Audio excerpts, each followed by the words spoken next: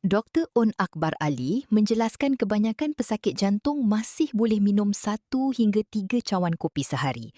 Yang menjadi masalah bukan kopinya, tetapi gula, karamel dan krema berlebihan yang boleh meningkatkan kalori serta risiko diabetes.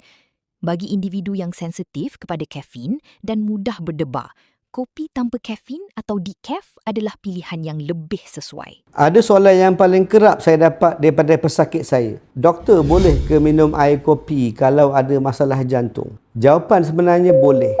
Minum kopi 1, 2 ataupun kadang-kadang 3 cawan sehari tak ada masalah untuk kebanyakan pesakit-pesakit jantung. Masalah dengan kopi ni ada 2 jenis. Satu, apa yang kita tambah dalam kopi.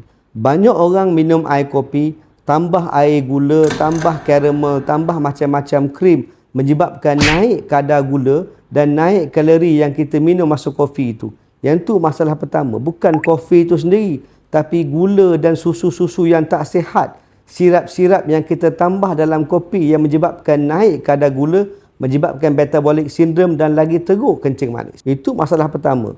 Masalah kedua pula, kandungan kafein yang boleh menyebabkan serba sedikit naik nadi jantung dan naik tekanan darah. Tapi kalau setakat minum 1, 2 atau 3 cawan sehari, tak ada kesan sangat kepada jantung sebenarnya untuk kebanyakan pesakit.